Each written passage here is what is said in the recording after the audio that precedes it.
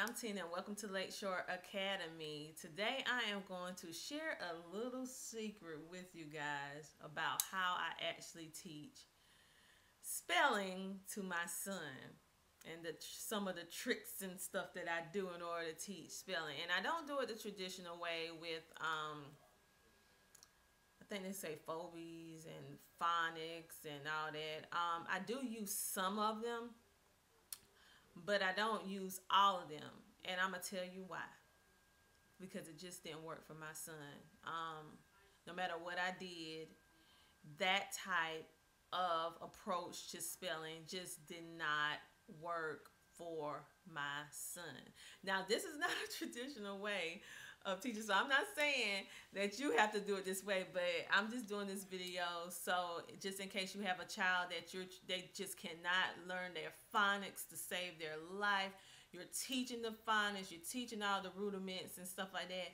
You're using different curriculum, and they just cannot wrap their mind around the different sounds, the vowels, the consonants, the sounds of the blends and stuff like that. Well, my son do get some of them. However, he does better when he has visual aids. So I'm gonna let me see, how can I show you?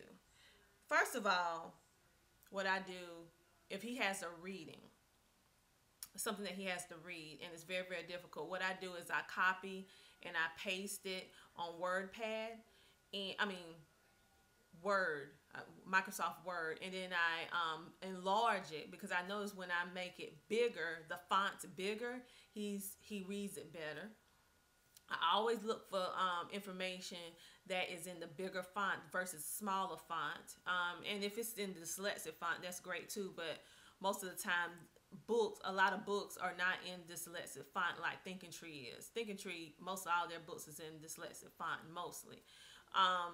But for the general books in general, they're not in dyslexic font. However, you can get books in two versions most of the time, either the standard print or the larger print. And so in that case, I do get my son a lot of the larger print. It's the same reading information, it's just bigger font. They're able to see it better. It's something about bigger font that works better for us than the really, really small font. So that's what I do first.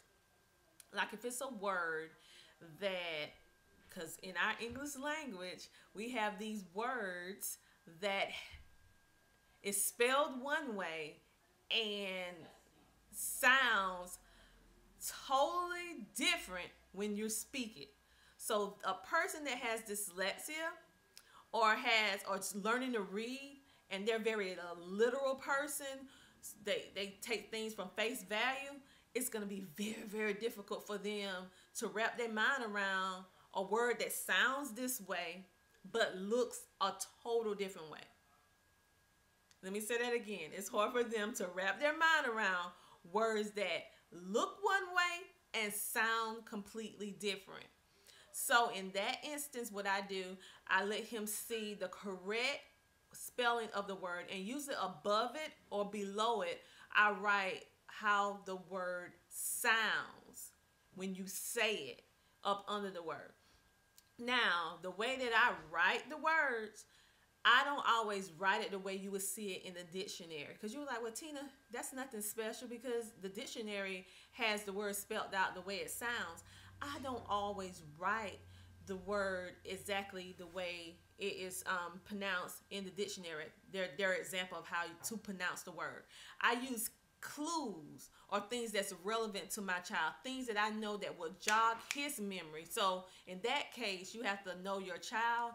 So if you know that something he can identify or she can identify something with that word or compare with that word better to help them be able to jog their memory to remember what that word is, or trigger that memory sense, then you use that little comparison in order to help them. I use little pictures, I use different words, I use phrases, I use all kind of things to help my child with his words. I don't have, and I wish I was more prepared because I will show you guys some of the cards we have. But like for example, if you have the word look, now that's a word he don't need help with. But if you have the word look, instead of it just writing it just plain, I can do it right now. Instead of writing it plain like this, I would do it like this. And mind you, I do not use a pen, a fine point pen when I'm doing. I usually use a marker because it makes it bold. And I would do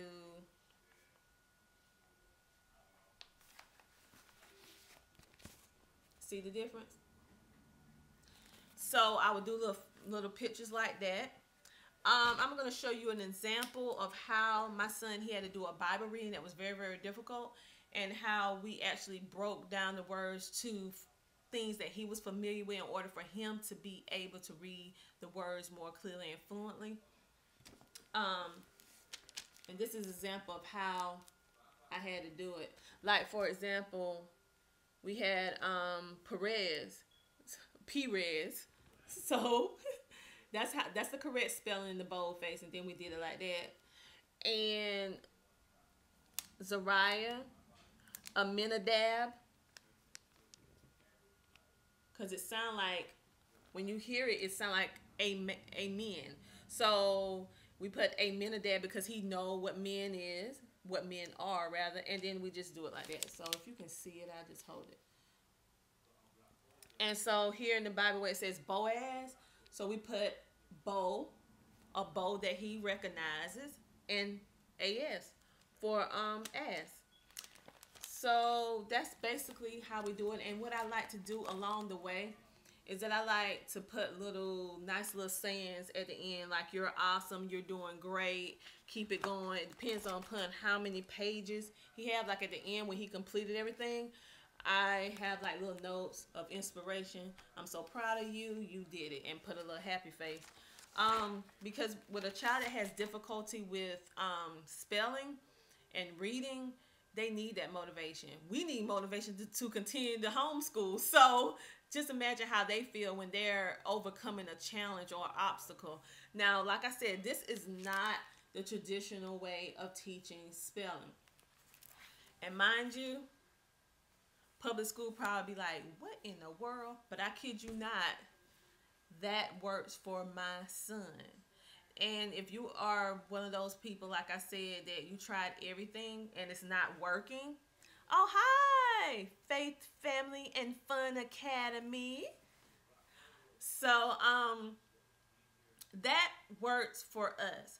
Like, my son was able to read this Bible reading, and this was for our congregation.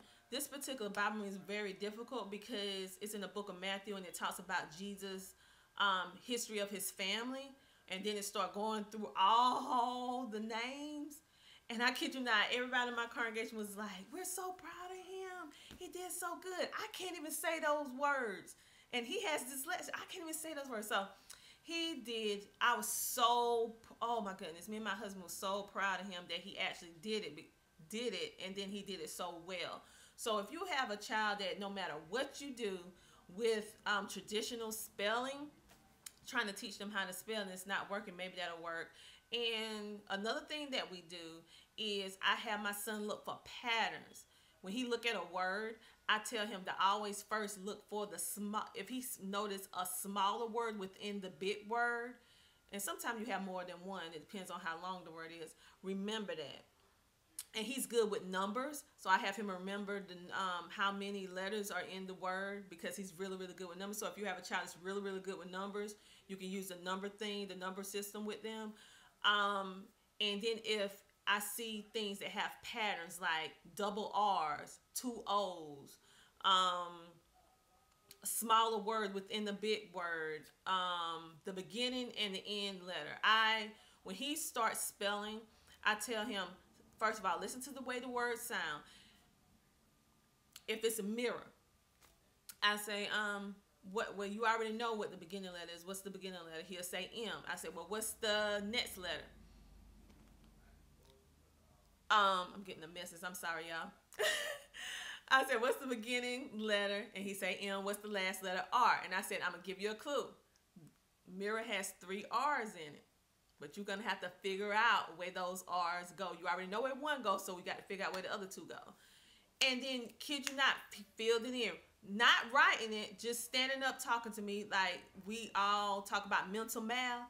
Well, what about mental spelling when a child has difficulty? So it actually works. It's not traditional in the way of how they teach you to have to always start with your phonics. And for those of you that it works, I'm happy for you. But it just did not work for my son. Now that works for my daughter. It worked for my daughter, but it doesn't work for Faith Family Fun Academy. We look for patterns. We look for smaller words within big words, and then we look for, if it's no words, no smaller words within that big word, we look for patterns. We look for a rhythm. All words have a rhythm. The human language, our body language, we talk with our bodies, we with expressions. Words have their own expression, have their own rhythm. You can count those syllables, you can clap, you can do a beat with it, whatever works for your child. Some people like to clap out the syllables. Some people like to put their spelling words in a song. If your child is musically inclined or just likes to sing, I have my son. My son does a lot of stuff. He can dance very well, and he loves to sing. And he speaks very clearly when he sings. Now, when he talk in general, sometimes he have a little stuttering, a speech impairment. But when he sings, it is so beautiful and so clear. I wish he'd sing more often, but he's kind of, that's the only thing my son's shy with. Two things: reading in public and singing. And he's so good at both. So, but at any rate, that's something that we did. And I don't know if you tuned in the beginning, but this is an example of how it looks. So I make sure that I always have the proper way the word is spelled first. And I usually have it in boldface.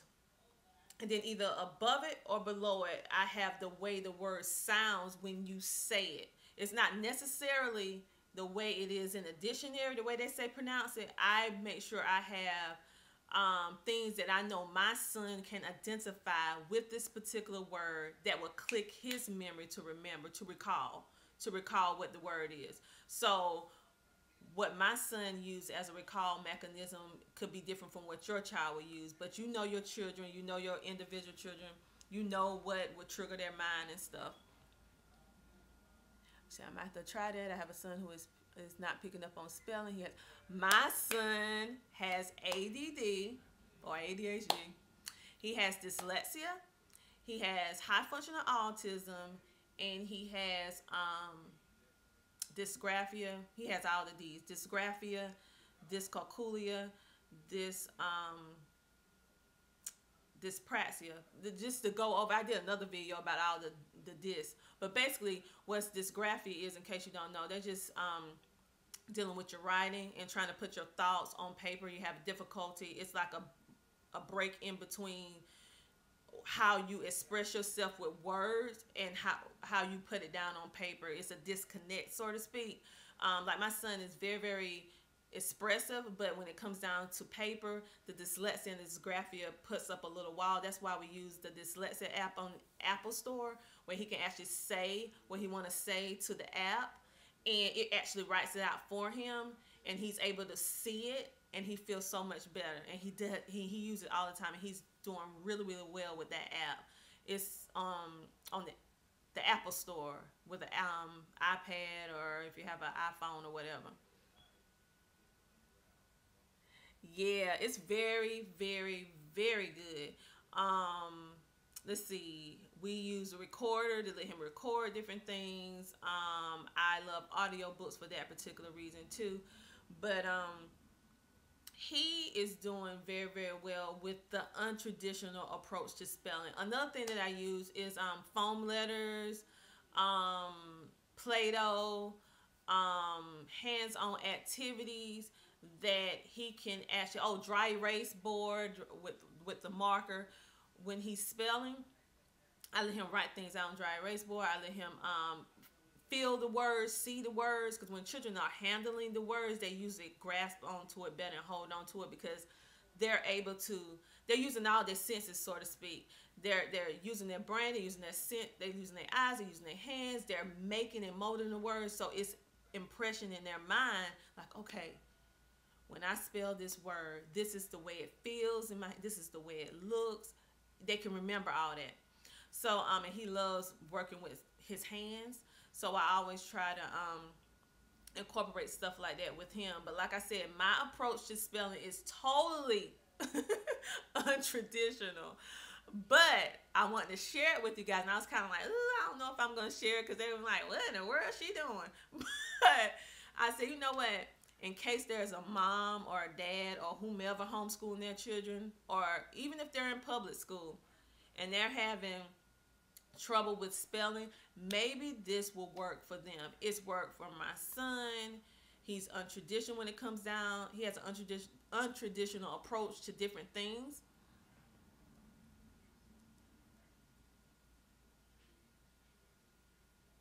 Okay, what's the name of the dis?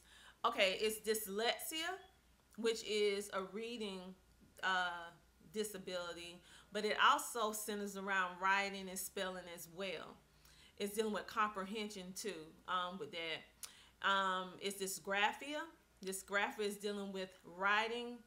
It's hard for you to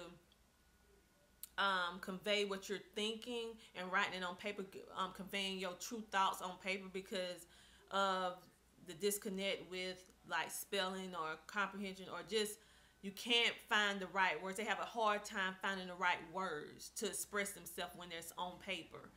And then it's dyspraxia. Dyspraxia is just if you have a child that is labeled as clumsy, you know, like seem like they always like trip, or they fall, or they lose their balance, or they how can I say it? They misdirect their steps, so to speak. Now, my son is not really bad at this now, because he has various levels. Like some is very mild, and then some is a little bit more. Like his more profound ones is dyslexia and dysgraphia. Yeah, clumsy. And then the last one is dyscalculia. Dyscalculia is a math learning disability in which the child has a problem with understanding or being able to recall math concepts. So say, for example, you introduce a new math concept to your child and they do well with it that first day, and then you go back to it and they just can't, they do everything right, and then they miss 2 steps or miss a couple steps. They have a problem with memorization, with memorizing certain things. Now, I'm not saying that if they have dyscalculia, they're not going to be good at math, period. Now, some kids are just not good at certain aspects in math, like multiplication tables, addition. Some people are not good with division. Some people are not good with word problems. They can do the regular problems if it's just in numerical form. But if it's in written form, they're just, oh my goodness, they can't do it. And I was one of those children when I was growing up. I could not understand. I hated word problems. But now I'm cool with it because now I'm able to do it for some reason. I don't know, maybe because I'm older, I don't know. But it doesn't mean that they're going to have a problem with every aspect of math. In some cases, some kids do, but in some cases, some kids don't. It just depends on the child. But my son has it on different levels. Like he's very good with mental math. He much rather do math in his head than writing on paper because of the dysgraphia. However, oh yeah, and with dyslexia, they use it flip letters and they flip numbers the opposite way. That's pretty much what the 4 dys is. Now it's a little bit more detailed with every single one, but that's just like a basis of the different categories. And like I said, my son has from mild, like his more profound ones is dyslexia and dysgraphia. Although he do have some issues with dyscalculia, which is the learning math disabilities, but it's only centered around the word problem aspect of the problems.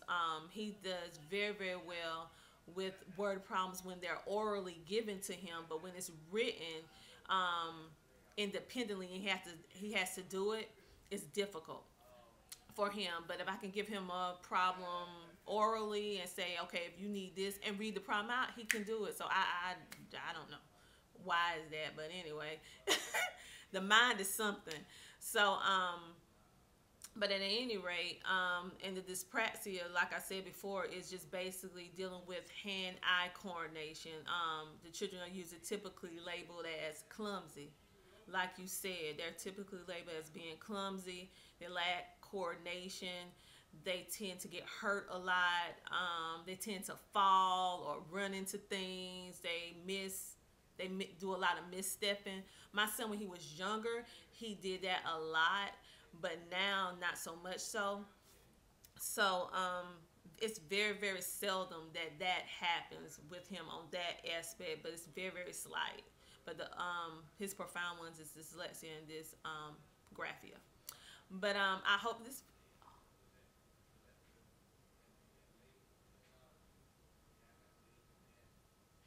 Oh, okay. See what I did.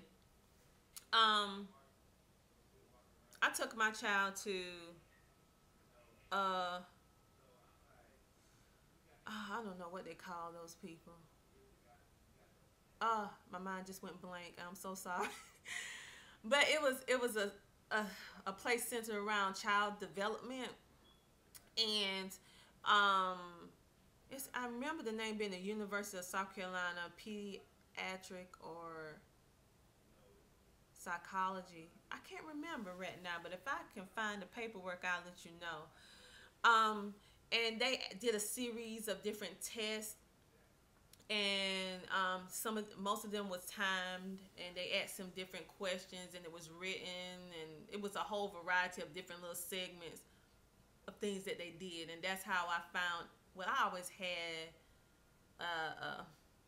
how they say, mother intuition. I always felt like it was something there, but I couldn't quite put my hand on it. And I felt like, now some people don't want to get their children tested to find out. They just read about the information. They say, well, my child has it, and I'm just going to work with that. I don't need to go get them categorized, so to speak. In my case, it made it much more easier for me because I'm a type A personality.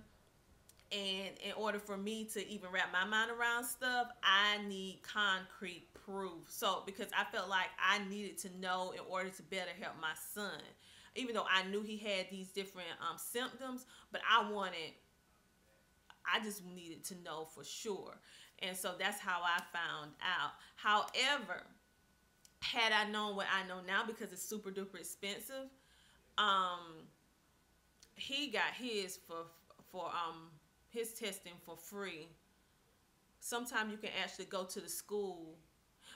Check your state.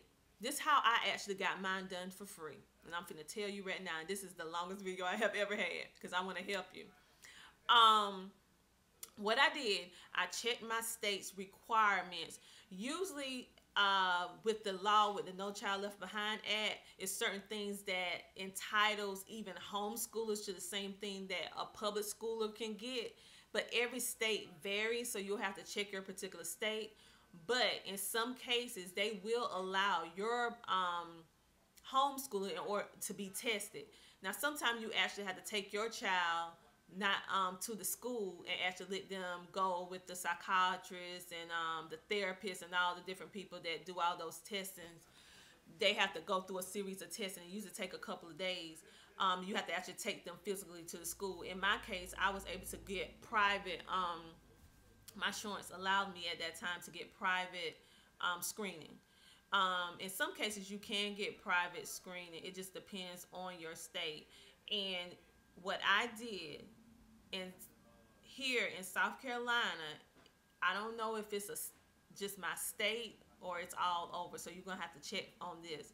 But it is legal. If you write your particular school district over here in South Carolina, I wrote them saying, listen, I have concerns about my child, trying to figure out, do they have a learning disability? I would like to get my child tested. Legally in South Carolina, I don't know if it's all the way around, they have up to 60 days up to the date that you wrote that letter to get the case done and completed within 60 days. Because it's against the law for them not to comply. So, and for free. So, in my case, I was able to do it. Of course, I did a lot of research in order to find out that, because there's stuff that they just don't tell you. Now, I don't know about your state, but hey, check it out. And you have to have it in writing. Like, you can't just call and say, okay, I want my child tested, blah, blah, blah, blah, blah. They can easily say, I didn't receive that call. What you need to do is make sure you write it down, write the letter, keep a copy, send it to them, and then keep checking on it, keep checking on it, keep checking on it. Because legally in South Carolina, they have to do it within 60 days. And it might be the same case with all 50 states. I'm not sure. But check on it, because there's a lot of things that we can get for free, but you have to do a lot of red tape, a lot of calling around, and put the stuff in writing. That is the key. Make sure everything that you do, you have it in writing. You keep a copy for yourself, and you send a copy to them as well. And make sure when you send the letter, you put the date on it. So you'll say, well, listen, I sent this letter at a certain date. It is 30 days later. I still haven't received my test nor a reply from you. And I know that I'm supposed to receive something within 60 days. We're supposed to have a plan in place within 60 days. So that's what I did down here. So just check into it and see, is that possible? Again, and it's I can't remember the name right now, but it's a free test that you can take online. I got to try to find the links and post it below this video, in which you can do at home and test your child for dyslexia. If your child has certain levels, you know, they'll tell you, like, take this to your doctor, and then you guys can discuss a plan for that particular child. And they actually tell you whether or not they feel, according to how your child rated on the test, whether they have dyslexia or not. So it's pretty neat. But you just Google free dyslexia or dyslexic testing online. It's like about 3 different ones. Well, it's more than 3, but I found 3 that I really like, and I used all 3 of them myself with both of my kids. Even though she don't have it, but who knows? It could be so profound that I didn't notice it. But it's pretty interesting. It's so many free things out there. I need to try to figure out where that link at, and if I can find it, I'll make sure to post it below this video, because anything you can get free, honey, get it free. Because that testing is super duper expensive. It's crazy how much they charge you, especially when you homeschool. Oh boy. They really try to punish you for making the decision to homeschool in some cases. So it can be really, really expensive. So if I can find that link for you, I'll make sure to post it. But just check into it and do your research. That's the best thing. Do your research. And don't feel bad, because your baby will be okay. Most people that have dyslexia and all these different little thing, they are amazing with, like Will Smith has dyslexia. Albert Einstein has dyslexia. Most of these people that made a difference in the world, they had something that they had to deal with, but it was that adversity and those challenges that made them great. Once they figured out how to maneuver themselves around whatever they had to deal with, then they was unstoppable. So don't let a diagnosis dampen your fire or dampen your child's light, so to speak, because we can get into that depressed mode, like, oh no, why my baby? Oh, what I'm gonna do? Girl, they're gonna be just fine, because my child amazes me every day. Sure enough, he has limitations on certain things, but for the most things, other things that he does well, girl, he surpassed what so-called normal supposed to be. He just lacks in certain areas. So it all balances out. It all balances out. I encourage you to Google different people who made a difference that have dyslexia or had different learning disabilities, and see the amazing things that they do. And that's what helped encourage me. I'm like, okay, he's going to be all right.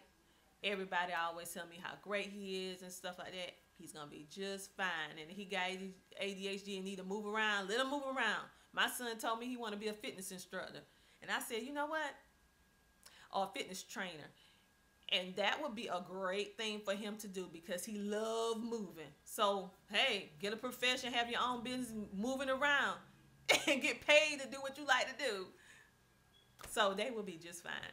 So this is Tina from Lakeshore Academy. I hope this helped. And you guys have a great day. Bye. Oh, you so sweet. I plan on coming back with another video if I can. Have a nice day. Bye.